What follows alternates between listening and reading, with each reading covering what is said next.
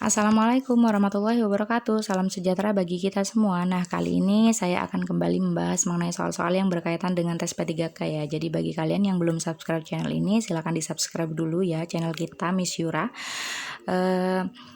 Ini adalah soal penerapan logis ya. Kalau di tes P3K itu masuk ke tes bakat skolastik ya atau TBS. Juga bagi kalian yang ingin bergabung dengan grup belajar, silakan klik linknya di deskripsi video ini ya. Juga di deskripsi video ada link untuk mengerjakan tryout pertama, masih tryout pertama. Jadi bagi kalian yang udah bergabung dengan grup belajar, kemungkinan kalian sudah mengerjakan tryoutnya. Jadi tinggal di skip aja. Bagi kalian yang belum mengerjakan aja ya, silakan dicoba dikerjakan tryout 100 soal semua kompetensi yang meliputi kompetensi yang diujikan di tes P3K ya. Antara lain manajerial dan sosiokultural, ada juga TBS tes bakat skolastik dan juga pedagogik ya SKB guru. Jadi bisa dicoba, silahkan nanti setelah klik submit atau kirim kalian akan langsung muncul ya skor kalian itu berapa dan juga KJ-nya seperti itu. Langsung saja ya kita bahas soal yang pertama ya. Saya bacakan dalam suatu penjamuan makan, jika disajikan nasi goreng maka bebek goreng juga disajikan. Jika bebek goreng disajikan maka jus buah juga disajikan. Nah ini kan sama seperti yang saya katakan sebelumnya ya di video-video sebelumnya. Silakan ditonton dahulu bagi kalian yang belum menonton ya. Saya sudah banyak sekali membahas mengenai soal-soal penalaran logis dan analitis. Jadi kita kasih penamaan di sini ya. Nasi goreng ini kita kasih nama A ya. Bebek goreng kita kasih nama B, lalu ada bebek goreng lagi di sini kita kasih nama B ya. Jadi penamaan itu sama ya kalau di kata yang sama seperti itu, nanti agar kita bisa tahu mana sih yang bisa dicoret sehingga penarikan kesimpulannya itu juga akan lebih mudah ya. Di sini ada kata jus buah itu karena tidak disebutkan sebelumnya kita kasih nama C ya. Kurang lebihnya nanti pengerjaannya seperti ini. Nah, penarikan kesimpulannya ini seperti ini. Jika A maka B, jika B maka C. Nah, tinggal kita coret yang sama yang mana, yaitu BB tadi adalah bebek goreng ya. Jadi kesimpulan dari kedua pernyataan di atas itu jika A maka C. Nah, kalau tidak ada di opsi, bisa juga jika tidak C maka tidak A, seperti itu ya ini ya. Nah, kalau masuk ke kalimat ya, kalau menggunakan jika A maka C, maka kesimpulannya adalah jika nasi goreng disajikan maka jus buah disajikan. Kalau menggunakan jika tidak C maka tidak A, maka jika jus buah tidak disajikan maka nasi goreng tidak disajikan ya. Tinggal kita lihat aja di opsi mana ya yang tersedia. Nah, yang tersedia ini yang ini ya. Yang C, jika jus buah tidak disajikan maka nasi goreng tidak disajikan. Kalau ingin menggunakan yang jika A maka C, seharusnya jika nasi goreng disajikan maka jus buah juga disajikan. Nah, itu kan tidak ada ya di opsi ya. Jadi kita memilih opsi C aja ya, seperti itu, yang ada aja. Lanjut ke soal nomor 2, ketika Bapak dan Ibu Sugiono menikah masing-masing telah memiliki seorang anak. Sekarang Sugiono lahir persis setahun setelah perkawinan tersebut dan memiliki 4 saudara. Nah, ini kita tinggal bikin skala seperti ini ya. Ini saya sudah bahas sebelumnya, akan lebih memudahkan lah bagi kita ya. Jadi di sini skalanya itu dari yang paling tua ke yang paling muda ya. Nah, kita lebih mudahnya seperti ini. Jadi langsung kita terjemahkan saja ya dari soal itu. Ketika Bapak dan Ibu Sugiono menikah ya, sudah memiliki 1 anak ya masing-masing ya dari pernikahan sebelumnya. Jadi kemungkinan Bapak dan Ibu Sugiono adalah janda dan duda ya. Namun kita tidak tahu ya siapa yang lebih tua di antara anak Bapak Sugiono dan Ibu Sugiono. Nah, kita kasih nama 1 dan 2 aja ya di sini ya. 1 dan 2. Kita tidak tahu yang satu ini adalah anak Bapak Sugiono kah atau anak Ibu Sugiono kah ya. Intinya 1 dan 2 ini adalah anak mereka ya di luar pernikahan mereka. Lalu setahun setelah pernikahan Sugiono itu lahir. Jadi Sugiono itu kalau di keluarga adalah anak ketiga ya. Ini S adalah Sugiono seperti itu. Dan memiliki 4 saudara. Jadi ada 4 dan 5 juga. Totalnya ada 4 ya. Anak 1, anak 2, anak 3, ada anak 4 dan 5 ya. Jadi totalnya ada 5 sebenarnya. Namun Sugiono itu mempunyai 4 saudara ya. Saudara 1, 2, 4 dan 5. Kalau total anak Bapak dan Ibu Sugiono dalam keluarga itu adalah 5 ya, di sini berdasarkan gambar. Nah, kita lihat di opsi mana sih yang masuk atau sesuai dengan gambar tersebut ya. Kalau yang A, Sugiono merupakan anak tertua dalam keluarga. Nah, ini kan salah ya. Anak tertua itu bukan Sugiono, tapi anak 1 atau anak 2 ya. Anak dari Bapak atau Bapak Sugiono atau Ibu Sugiono sebelum mereka menikah ya. Kalau yang B, Sugiono merupakan anak tunggal dari perkawinan kedua. Nah, ini kan juga salah ya. Sugiono itu bukan anak tunggal, karena masih ada adik-adik Sugiono ya, yaitu anak 4 dan 5. Kalau yang C, Sugiono tidak memiliki saudara tiri. Nah, ini kan juga salah ya. Jadi Sugiono tuh mempunyai saudara tiri sebenarnya ya, dari pernikahan kedua orang tuanya sebelumnya ya. Jadi saudara 1 dan saudara 2. Kalau yang D, Sugiono memiliki 2 orang adik kandung. Nah, ini yang benar ya. Jadi 2 orang adik kandung Sugiono adalah 4 dan 5 ya, berdasarkan gambar itu. Kalau yang E, Sugiono memiliki 4 orang adik. Nah, ini juga salah. Mengapa ini salah? Karena Sugiono itu benar memiliki 4 orang saudara ya. Namun 2 saudara itu adalah kakak tiri ya. 1 dan 2. Dan 2 lagi itu memang adik kandung ya, 4 dan 5. Seperti itu. Nah, kita lanjut aja ke soal nomor 3. Semua guide pandai berbahasa asing. Anton bukanlah seorang guide. Nah, jadi kesimpulannya apa ya? Nah, biasanya kalian kalau dari 2 pernyataan itu, pasti kalian itu seperti yang Miss Yura katakan sebelumnya, pasti tinggal dicoret aja yang sama ya. Kalian itu mencoret guide di situ ya, karena sama-sama di-mention di pernyataan 1 dan kedua. Nah, itu salah ya. Karena di situ semua bertemu dengan Anton ya, bukan sebagian atau semua juga ya. Jadi itu tidak bisa langsung dicoret-coret seperti itu. Kalau kalian perhatikan ya, kalimat semua guide pandai berbahasa asing di sini kan kalimat itu tidak dapat dibalik ya. Artinya yang pandai berbahasa asing itu bukan hanya guide aja ya. Jadi bisa aja profesi lain itu juga pandai berbahasa asing. Sehingga jika dikatakan Anton bukanlah seorang guide, maka belum tentu juga ia tidak pandai berbahasa asing. Jadi tidak ada kesimpulan yang benar ya, seperti itu. Jadi jawaban untuk soal ini adalah yang tidak ada kesimpulan yang benar ya di sini maksudnya ya. Kita lanjut soal nomor 4. Semua tebing berwarna hitam, sebagian jurang adalah tebing. Nah, ini ya, kalau ketemu soal seperti ini kalian tuh tidak usah memberikan penamaan ya, karena akan memakan banyak waktu. Ini kan udah jelas sekali ya, kalimatnya simple atau pernyataannya simple ya, sederhana sekali, sedikit sekali. Jadi kalau kalian ingin memberikan penamaan itu, kalau premisnya banyak ya, lebih dari 2 atau panjang-panjang premisnya, agar lebih memudahkan kalian mengetahui mana sih yang harus dicoret. Kalau kayak gini kan udah mudah ya. Jadi ada kata tebing di sini yang sama, tinggal dicoret aja kata tebing, lalu semua ketemu sebagian. Kemarin kita udah bahas, maka kesimpulannya itu adalah sebagian. Jadi bagi kalian yang belum nonton, silahkan ditonton dahulu ya, agar nyambung seperti itu ya dengan pembahasan yang ini. Jadi menyisakan sebagian jurang berwarna hitam ya, udah langsung kita bisa jawab ya, yang C ya, yang tepat ya. Nah, saya juga akan mengingatkan kembali ya, tidak bosan-bosan bagi kalian yang belum subscribe channel ini, silahkan di subscribe dulu ya, agar tidak ketinggalan pembahasan-pembahasan soal yang berkaitan dengan tes P3K ya. Nah, kita langsung saja ya ke soal nomor 5. Kucing adalah binatang berekor, burung adalah binatang berekor. Tidak semua binatang berekor dapat terbang. Nah, ini kita perhatikan kalimat yang ini ya. Ini keywordnya sebenarnya ada di kalimat yang ini ya. Kita baca lagi ya, kucing adalah binatang berekor. Lalu dikasih informasi lagi bahwa burung juga binatang berekor. Dan di kalimat ketiga, tidak semua binatang berekor itu dapat terbang. Nah, berarti kalau kita memaknainya kan dari kalimat ini, berarti masih ada kemungkinan dong kalau ada binatang berekor yang dapat terbang ya. Jadi kesimpulannya sudah bisa kita tentukan ya, ini yang A ya. Jadi kucing mungkin aja dapat terbang ya, berdasarkan pernyataan yang ketiga tadi. Mengapa seperti itu? Padahal kan kita tahu pada kenyataannya, loh kucing kan nggak bisa terbang ya. Nah, kita jangan fokus kepada faktanya ya atau kenyataannya. Kita fokus pada premis-premisnya di situ ya, pada pernyataannya ya, pada logikanya berdasarkan pernyataan itu.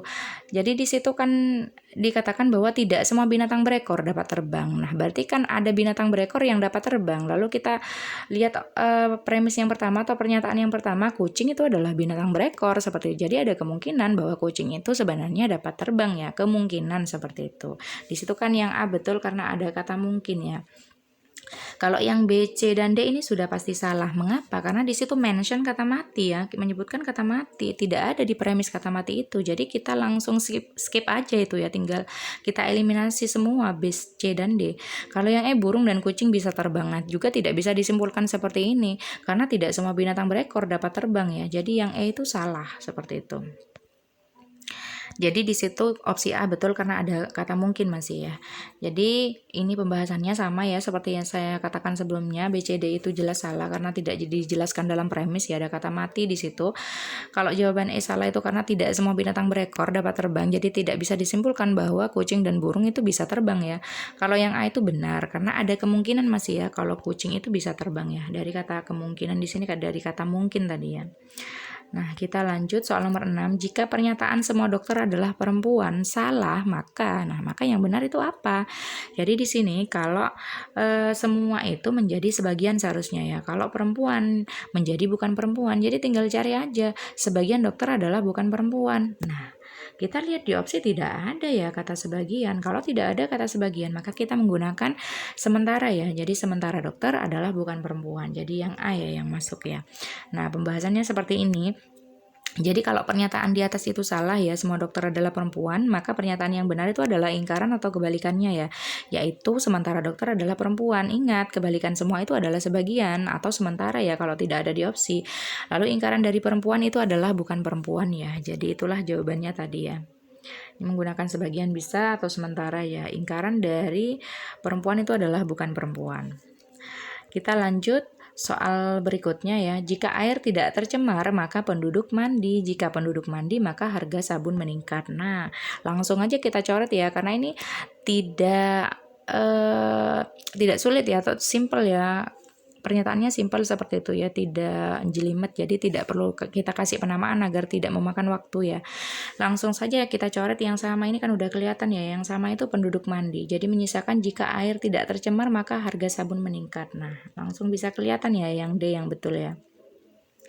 Jadi kalian itu kalau ingin memberikan penamaan, kalau kalian bingung aja ya kalimatnya banyak ya, pernyataannya banyak, 3 atau lebih dari itu, juga ada kalimat yang panjang-panjang seperti itu. Jadi kalian membutuhkan penamaan agar lebih mudah untuk mencoretnya, baru kalian kasih penamaan. Kalau mudah seperti ini langsung aja dicoret ya, agar tidak memakan banyak waktu nanti kalau di ujian. Soal nomor 8, jika Dita pintar, dia akan mendapat nilai baik. Jika Dita mendapat nilai baik, dia akan diberi hadiah. Lalu di pernyataan ketiga, Dita tidak diberi hadiah. Nah, kita kasih penamaan aja ya biar tidak bingung. Dita pintar di sini kita kasih P ya. Mendapat nilai baik ini Q. Lalu ada kata mendapat nilai baik juga masih Q ya. Diberi hadiah itu R. Lalu tidak diberi hadiah ya, pernyataan terakhir itu tidak R ya, kayak gini simbolnya ya. Nah, kurang lebihnya nanti seperti ini di kotak putih ini ya. Jadi tinggal kita coret aja yang sama di sini Q ya. Q tadi mendapat nilai yang baik ya. Kalau R ini diberi hadiah ya, kita coret. Lalu menyisakan P aja, dan ini ya, simbol ini jangan dilupakan ya, tetap kita gunakan ya. Itu maknanya adalah tidak. Jadi kesimpulannya tidak P ya. Tidak P itu berarti kan Dita tidak pintar ya. Tadi kalau di opsi itu Dita tidak pintar itu ada di opsi B ya. Nah, seperti ini ya, akan mudah jadinya ya. Lanjut ke soal nomor 9, tabungan Ani lebih banyak daripada jumlah tabungan Betty dan Kiki. Tabungan Betty lebih banyak daripada tabungan Kiki. Tabungan Dian lebih banyak daripada jumlah tabungan Ani, Betty, dan Kiki. Nah, ini kita bisa menggunakan kayak gini ya. Skala kayak gini ini sudah saya bahas ya di video-video sebelumnya. Ini akan memudahkan ya. Kalau kayak gini nanti kita bisa tahu urutannya dari yang paling banyak ke yang paling sedikit ini punya siapa ya. Jadi kalau yang dari kiri itu adalah yang paling banyak menuju ke kanan itu ke yang paling sedikit ya. Tinggal kita terjemahkan satu persatu ya pernyataannya. Pernyataan pertama, tabungan Ani lebih banyak daripada jumlah tabungan Betty dan Kiki. Anggap aja Ani di sini ya. Lalu di pernyataan kedua, tabungan Betty lebih banyak daripada tabungan Kiki, karena tadi kalau A itu adalah penjumlahan Betty dan Kiki, berarti di sini Betty ya letaknya ya. Seperti itu. Lalu di yang ketiga itu tabungan Dian lebih banyak daripada jumlah tabungan Ani, Betty, dan Kiki. Berarti Dian ini ada di sini ya, yang paling banyak ya. Nah, tinggal kita lihat aja di opsi mana yang sesuai dengan pernyataan ini ya, dengan gambar ini, dengan skala ini. Kalau yang A, tabungan Ani lebih banyak daripada tabungan Dian. Nah, ini kan salah ya. Mengapa? Karena di situ tabungan Dian adalah yang paling banyak ya. Nah, kalau yang B, jumlah tabungan Dian dan Kiki sama jumlahnya dengan tabungan Ani dan Betty. Nah, ini kan tidak bisa ditarik kesimpulan seperti itu ya. Sebenarnya tidak disebutkan nominalnya berapa. Jadi kita tidak tahu apakah tabungan Dian dan Kiki itu sama jumlahnya dengan tabungan Ani dan Betty. Ini ya salah ya. Kalau yang C juga sama ya. Di situ kan cuma informasinya tabungan Dian itu lebih banyak ya daripada jumlah tabungan Ani, Betty, dan Kiki.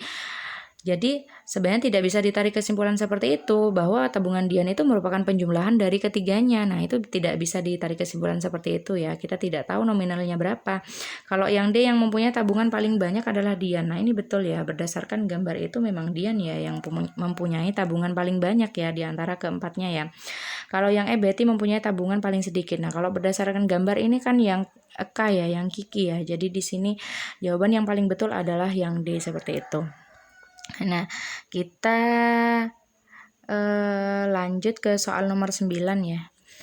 Nomor 10 ya. Soal terakhir, Agung menentukan prioritas dalam hidupnya sebagai berikut. Agung ingin tentram sebelum menikah, melanjutkan pendidikan setelah punya jabatan, dan menikah sebelum punya jabatan. Ia juga akan menikah setelah punya pekerjaan. Setelah punya jabatan, ia akan sukses. Jika saat ini Agung telah mempunyai jabatan, maka keinginan yang telah dicapai apa? Nah, ini agar memudahkan kembali ya, kita bikin skala lagi ya, seperti penggaris seperti ini ya. Jadi akan ketahuan ya apa yang sudah dia lakukan atau kerjakan, atau keinginan apa yang sudah tercapai dan yang belum ya. Jadi ini skalanya dari awal sampai akhir aja ya, aus sama ak ya. Jadi kita simpulkan seperti itu. Jadi awalnya itu kan di sini tentram ya, sebelum menikah. Berarti T sebelum M ya. Jadi kita penamaannya itu pakai abjad di depannya ya. Jadi tentram itu kita pakai simbol T, lalu menikah itu kita pakai simbol M ya. Anggaplah di sini ya. Jadi tentram dulu baru menikah ya. Lalu kalau lanjut ke kalimat kedua itu akan sulit ya, karena tidak ada kata tentram dan menikah di situ. Kita cari ya mana sih yang mention atau menyebutkan kata tentram dan menikah lagi ya. Nah, di sini kan ada menikah lagi ya. Kita lanjutkan di sini ya. Kita skip dulu yang ini, kita skip dulu. Menikah sebelum punya jabatan. Nah, di sini berarti jabatan di sini ya, menikah dulu sebelum punya jabatan. Lalu kita balik lagi ke kalimat yang kedua ya, melanjutkan pendidikan setelah punya jabatan. Nah, di sini pendidikan ya, di sini ya, pen ya. Jadi setelah punya jabatan dia akan melanjutkan pendidikan. Nah, sudah di situ langsung kita ke kalimat ini ya. Ia juga akan menikah setelah punya pekerjaan. Nah, berarti kan pekerjaan di sini ya. Jadi baru mau menikah kalau dia udah punya pekerjaan. Kita simbolkan dengan pek ya, pekerjaan. Karena ada pen tadi di situ, pendidikan, agar memudahkan ya. Setelah punya jabatan ia akan sukses, seperti itu ya. Jadi kemungkinannya kalau sudah dicapai semua, mereka Agung akan sukses ya. Jadi sukses itu kita taruh di paling belakang ya. Jadi keinginan yang sudah tercapai itu apa sih? Nah, jika saat ini Agung sudah mempunyai jabatan, berarti sudah ada di titik ini ya. Yang sudah tercapai berarti ini, tentram, pekerjaan, dan menikah ya. Jadi yang D yang paling tepat, seperti itu. Nah, kalau digambar seperti ini, insya Allah akan lebih memudahkan lah ya menentukannya ya, apa yang sudah dicapai oleh Agung dan apa yang belum ya, seperti itu. Jadi yang belum kalau berdasarkan gambar itu adalah pendidikan ya, melanjutkan pendidikan dan sukses ya. Jadi masih di jabatan itu ya, di titik jabatan. Nah, sampai di sini ya. Terima kasih. Jangan lupa di-subscribe ya, di komen juga videonya, dan juga di-like juga ya. Semoga membantu ya penjelasan dari saya ini. Terima kasih. Wassalamualaikum warahmatullahi wabarakatuh.